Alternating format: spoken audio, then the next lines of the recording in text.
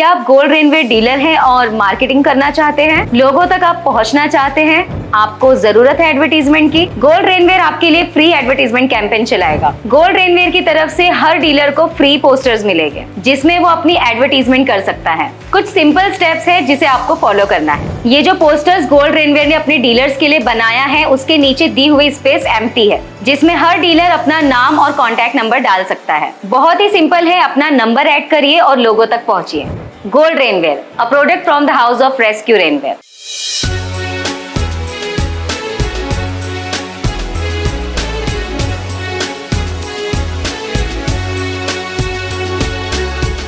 MLA Jitendra रावहाड़ ने बदला अपना फैसला। अपने जन्मदिन के मौके पर एमएलए जितेंद्र रावहाड़ पहुंचे कौसा मुमरा के अध्यक्ष शमीम खान की ऑफिस पर और मुमरा की आवाम से बात की। उनकी इस बात में उनका लहजा काफी अलग नजर आया। इलेक्शन को लेकर वो इतने कॉन्फिडेंट नहीं नजर आए। क्या वजह थी उनके इस लहजे की? या उनको इस बार हारने का डर है? क्या उनको डर है कि मुमरा की आवाम का उन पर से भरोसा उठ गया है, या लगातार उन पर और उनके पार्टी वर्कर्स पर केस दर्ज होने की वजह से वो टूट चुके हैं? हालांकि उन्होंने कहा था कि वो अपना जन्मदिन नहीं मनाएंगे, पर अचानक उन्होंने अपना फैसला बदल दिया। देखिए क्या कहा एमएलए जितेंद्र रावहाड़ ने मुमरा की आवाम से।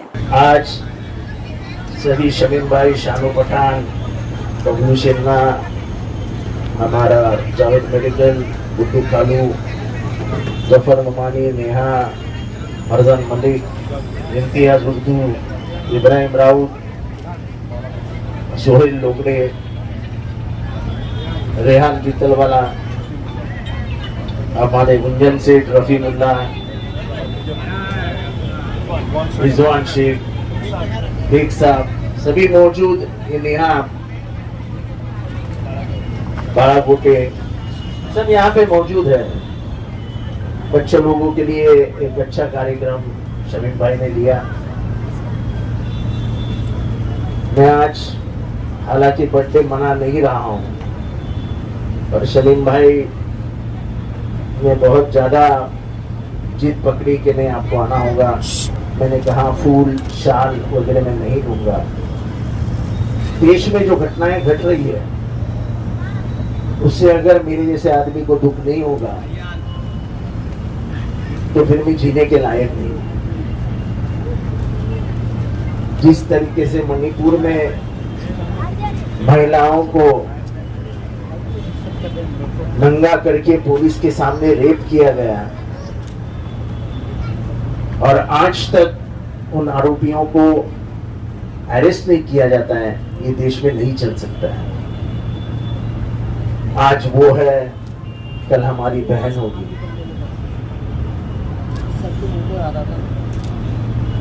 हमारे इधर भी 400 लोगों का धर्मांतरण हो गया, ऐसी बात कही नहीं, किसी ने आवाज नहीं निकाली। पुलिस भी 2 दिन शांत रही। मुझे डर था कि माहौल कहीं बिगड़ न जाए। मैं पुलिस को लगातार इशारे दे रहा था कि भाई तुम सच्चाई बताओ।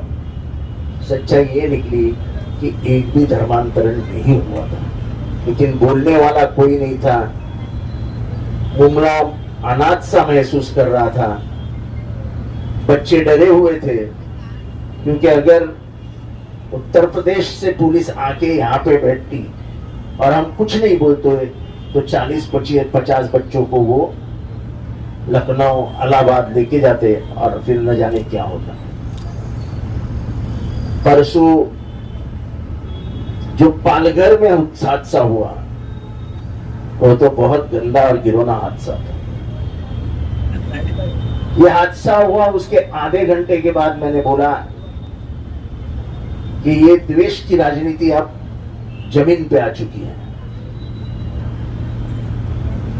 एक हवलदार के हाथ में पिस्तौल है, मशीन गन है। वो पहले आधा घंटा अपने अफसर से बहस करता है। मैं आप लोगों से पूछना चाहता हूं, एक पागल आदमी बहस कर सकता है क्या? जरा बोलिए ना, आप भी इंसान है, बोलिए। वो बहस करता है और बहस करने के बाद गोली मारता है, यानी सोच विचार के साथ उसने गोली मारी। फिर वो बंदूक लेके निकलता है और 4 केबिन, आप तो रेलवे से गए होंगे, एक कंपार्टमेंट, दूसरा कंपार्टमेंट, तीसरा कंपार्टमेंट, ऐसा कंपार्टमेंट होता है। 4 कंपार्टमेंट, 6 कंपार्टमेंट में जाके उन्होंने 3 लोगों को मारा। वो 3 ही लोग दाढ़ी बनाए हुए थे। उसने शक्ल देख के लोगों को गोली मारी। ये कोई पागल आदमी कर सकता है? ये कोई पागल आदमी कर सकता है? और पुलिस तुरंत आधे घंटे में बोल रही थी कि वो पागल है। तो भाई वो पागल था तो तुमने उसको काम पे क्यों रखा? वो पागल था तो उसके हाथ में मशीन गन क्यों दी? और पागल आदमी चुन चुन के लोगों को नहीं मारता है। पागल आदमी मारता है तो एक बार ऐसा घुमा देता है, गोली की बौछार होती है और लोग मर जाते हैं। पर यहां पे उसने चुन चुन के लोगों को मारा, तो पागल हो सकता है? द्वेष की राजनीति का स्तर पर पहुंची है, ये आप जान लीजिए।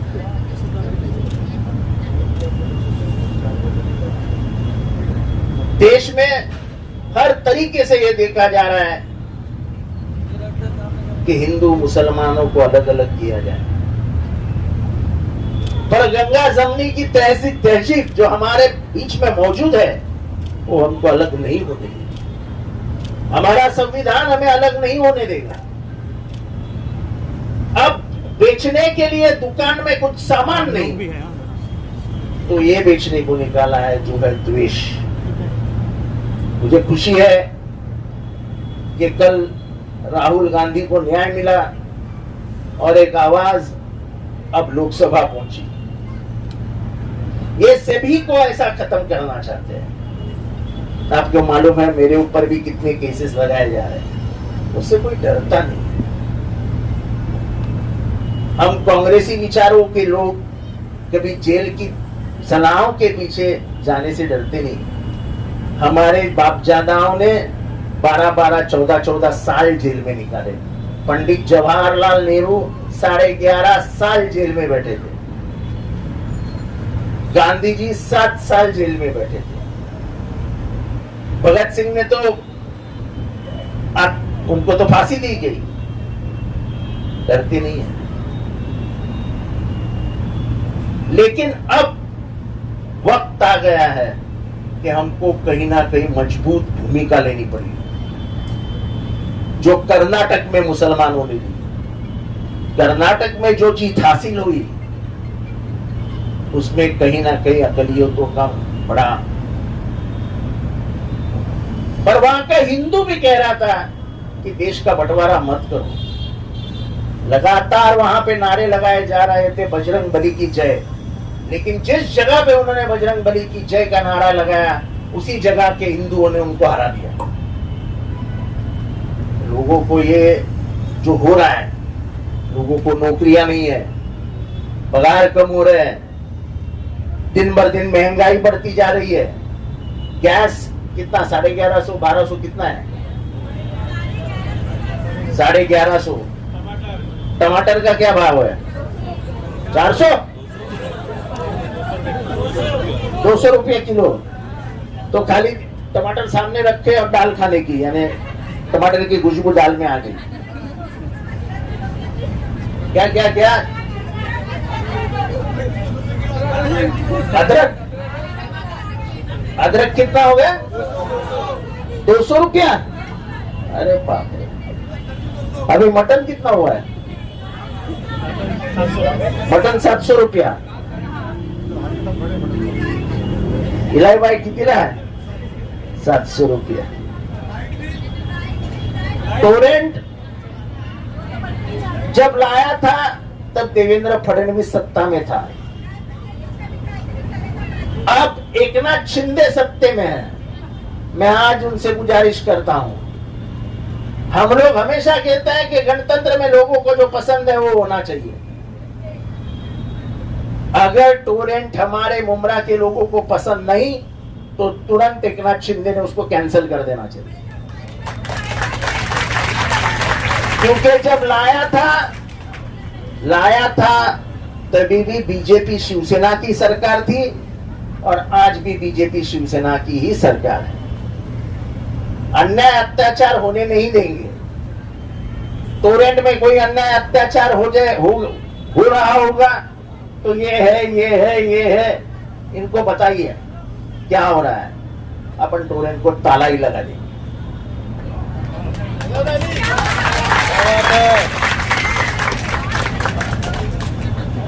हम ना किसी को डरे हैं ना डरेंगे। पुलिस क्या करेगी, ज्यादा से ज्यादा 2-4 दिन सलाखों के पीछे रख देगी, उससे कुछ फर्क नहीं पड़ता है। लेकिन लड़ाई जरूर लड़ेंगे, और खास करके ये लड़ाई हमारे संविधान और धर्मनिरपेक्ष भारत, उसके लिए लड़नी है। हमारा संविधान जीवंत रहेगा, जिंदा रहेगा तो आप और मैं जिंदा रहेंगे, वरना जिस दिन संविधान टूट गया, मान लो कि आपका सब खात्मा हो जाएगा। आज भी मणिपुर जल रहा है, आज भी औरतों को बेनकाब किया जा रहा है, कोई ध्यान देने को तैयार नहीं। हरियाणा में क्या हो रहा है, नूह में क्या हो रहा है, हर जगह पे सिर्फ अकलियतों को घेरा जा रहा है, क्योंकि आने वाले लोकसभा में हालात कुछ बिगड़ते हुए सत्ताधारियों को नजर आ रहे हैं। तो फिर उनका आखिरी हथियार क्या है? तो हिंदू मुसलमानों की लड़ाई। पर मुझे लगता है कि मुसलमान भी बहुत होशियार हो गए और हिंदू भी बहुत होशियार हो गए, आपस में लड़ने को वो तैयार नहीं है। वो जानते हैं कि सियासत और राजनीति के लिए हमारा इस्तेमाल हो रहा है। हमारे हाथ में तलवार देके बड़े नेता, तो तुमने सुना है कभी बड़े नेता का कोई बच्चा मरा हुआ?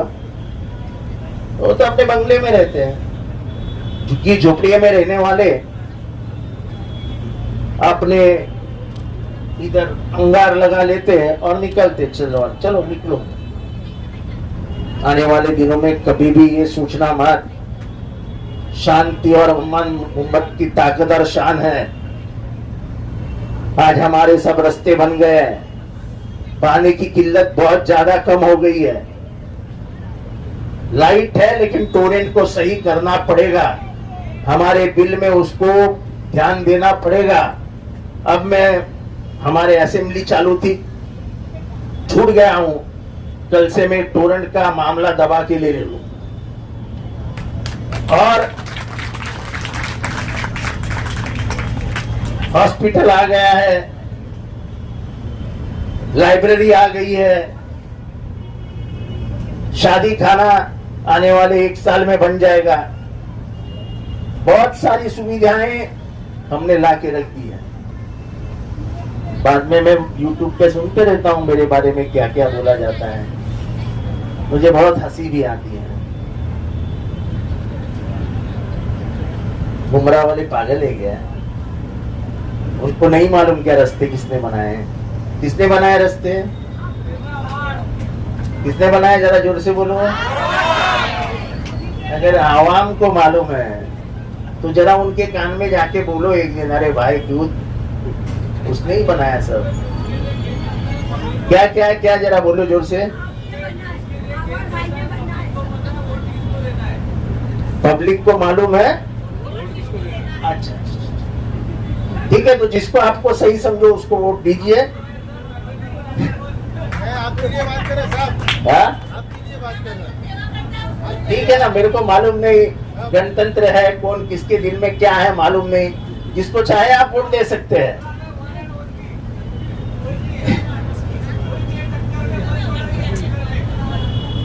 चलो नए नए लोग आए हैं, घूम रहे हैं गलियों में, चलो अच्छी बात है, कम से कम उम्र की याद तो आई लोगों को, घूमने दो। आपके दिल में क्या है वो आप कर देना, मैं आपका दिल नहीं जानता हूं, लेकिन आपके दिल में जो होगा वो होगा। अगर अल्लाह को मंजूर होगा कि जितेंद्र आव्हाड ने काम किया है तो कामयाब हो जाऊंगा। देने वाला इज्जत वो है, लेने वाला इज्जत वो है। अपने को तो वही फिक्र नहीं, जो जिम्मेदारी मेरे कंधे पे आई मैंने उसको निभाया। कभी ये नहीं हुआ कि मुमरा वालों ने फोन किया और मेरा फोन बंद था।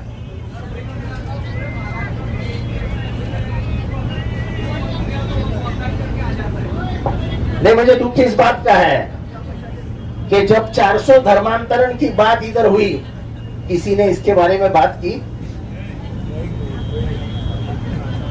जो जयपुर के ट्रेन का हादसा हुआ, किसी ने बात की? हर बात करता कौन है?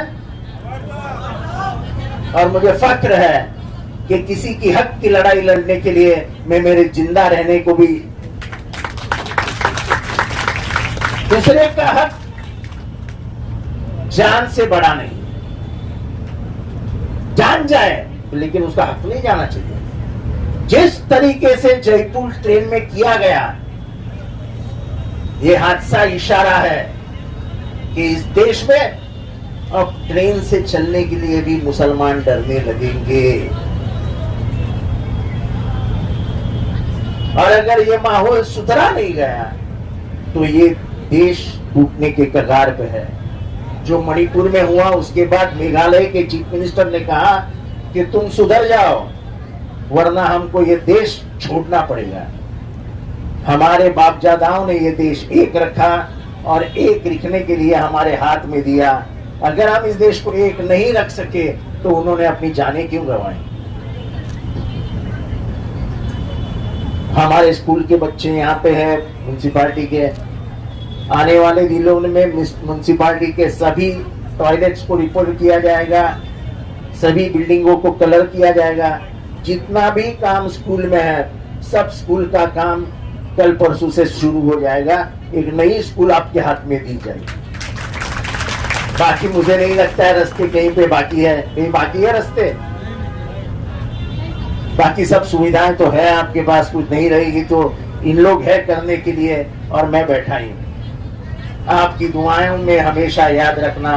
अब आपकी दुआओं की ताकत ही मुझे आगे बढ़ाएगी। मैं इतना ही कहूंगा, दुआओं में नाम के साथ याद रखना। खुदा हाफिज। मैं आफरीन शेख, आप देख रहे थे टुडेज वॉइस न्यूज।